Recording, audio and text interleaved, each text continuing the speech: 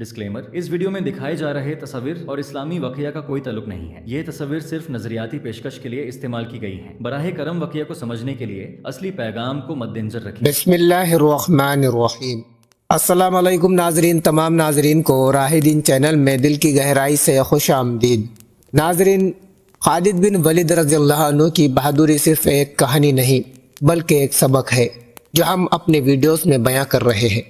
سن 625 عیسوی جب احد کی جنگ میں پہلی بار انہوں نے مسلمانوں پر حملہ کیا، تب کوئی نہیں جانتا تھا کہ یہ سپاہی ایک دن اسلام کا سب سے بڑا سپہ سالار بنے گا اور اللہ کی تلوار۔ ناظرین، ویڈیو میں آخر تک بنے رہیں اور ہمارے چینل پر نئے ہو تو سبسکرائب ضرور کریں۔ بڑھتے ہیں واقعے کی طرف۔ اہل دمشق کا حاکم توما سے مشورہ۔ رات کے وقت دمشق کے عروسا، عمرہ اور دانش مند حاکم توما کے محل میں آئے اور حاکم توما سے کہا کہ مسلمانوں کے لشکر زرار نے ہم پر یورش کر کے قلعے کا محاصرہ کر لیا ہے، لہٰذا تم ہرقل بادشاہ سے کمک طلب کرو یا پھر مسلمانوں سے مصالحت کر لو اور وہ جو مانگے انہیں دے دو، یہاں سے رفع دفع کرو، کیونکہ ہم میں ان کے مقابلے کی طاقت نہیں ہے، ہم ذہنی الجھن اور بلا میں مبتلا ہو گئے ہیں۔ توما حاکم نے تکبر اور غرور کے نشے میں دھت ہو کر کہا کہ ہرقل اعظم کے سر کی قسم، میں عربوں کو کوئی حیثیت نہیں دیتا، میں جب ان کے مقابلے میں اتروں گا تب تم دیکھنا کہ میں ان کی صفیں الٹ دوں گا اور اگلوں کو پچھلے سے ملا دوں گا۔ میں ہرقل اعظم کا داماد ہوں اور ماہر جنگجو ہوں، ملک شام میں میرا کوئی ثانی نہیں، میرا وہ رعب اور دبدبا ہے کہ اگر میں شہر پناہ کے دروازے کھول بھی دوں تو ان عربوں کو میرے ہوتے ہوئے شہر میں پاؤں رکھنے کی بھی جرت نہ ہوگی۔ اہل دمشق نے کہا کہ اے ہمارے حاکم، تم نے ان عربوں کو لڑتے نہیں دیکھا؟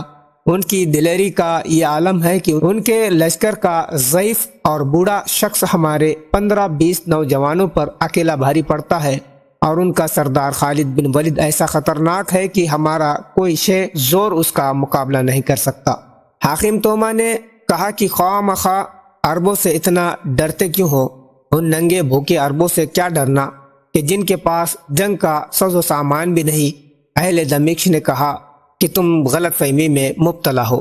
فلسطین، بیت اللحیہ، شہورہ، نہر استیارک اور اجنادین میں انہوں نے ہمارا اتنا ہتھیار چھینا ہے کہ ان کے پاس ہتھیار کی بہتات ہے۔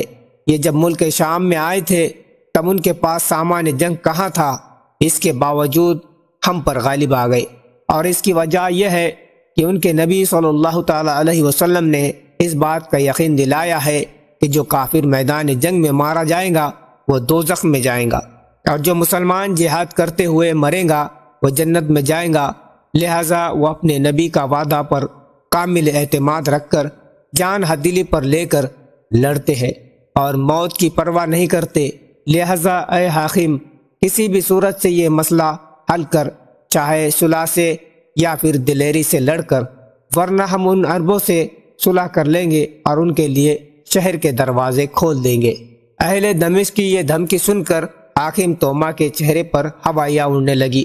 اس کو خوف لاحق ہوا کہ کہیں میری قوم اپنا کہنا سچ نہ کر دکھائے، لہٰذا اس نے اہل دمشق کو ڈھارس دلاتے ہوئے کہا کہ اے ہرقل بادشاہ کے لشکر زرار عنقریب ہماری کمک کرنے آ رہا ہے، اور آئندہ کل میں بذات خود ان سے لڑنے نکلوں گا اور ان کو پیس کر رکھ دوں گا، ان کے سرداروں کو تو ایک ایک کر کے ٹکڑے ٹکڑے کر دوں گا، لیکن تم بھی میری طرح ہمت اور علوم عزمی سے کام لیتے ہوئے میرے ساتھ عربوں کا مقابلہ کرو۔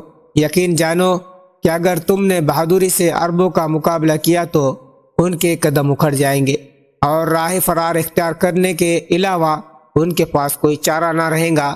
تم خواہ مخواہ ان کی شہ میں آ گئے ہو اور ڈرتے ہو۔ تم کل دیکھنا کہ عربوں کا بھرم کھل جائے گا اور ان کی باندھی ہوئی ہوا جاتی رہیں گی۔ میں کل عربوں پر گہانی کی طرح نازل ہو کر ان کو تباہ کر دوں گا۔ اہل دمشق حاکم توما کی شیخی بھری باتوں میں آ گئے اور کہا کہ اے سردار، ہم تمہارے ساتھ شان سے شان ملا کر آخری دم تک عربوں سے لڑیں گے، حاکم توما اہل دمشق کے عہدے پیمانے سے مسرور ہوا اور ان کو تسلی دے کر رخصت کیا۔ اہل دمشق نے حاکم توما کا شکریہ ادا کیا اور مطمئن ہو کر اس کے پاس سے اپنے گھر چلے گئے۔ تمام رومیوں نے آئندہ کل اسلامی لشکر سے مقابلہ کرنے کا معظم عزم و ارادہ کر لیا۔ رات سکون سے بسر ہوئی۔ دونوں لشکر کے نگہبان اپنی ذمہ داری رات بھر نبھاتے رہے، یہاں تک کہ شب تاریک کی سیاہ زلفیں سمٹ گئی اور روشنی بکھرتی ہوئی صبح کی پو پھٹی۔ ناظرین، اگر آپ ہمارے چینل پر نئے ہوں تو سبسکرائب ضرور کریں اور اس ویڈیو کو شیئر کرنا نہ بھولیں۔ ملتے ہیں ایک نئے ویڈیو کے ساتھ، مجھے دیجیے اجازت۔ السلام علیکم، اللہ حافظ۔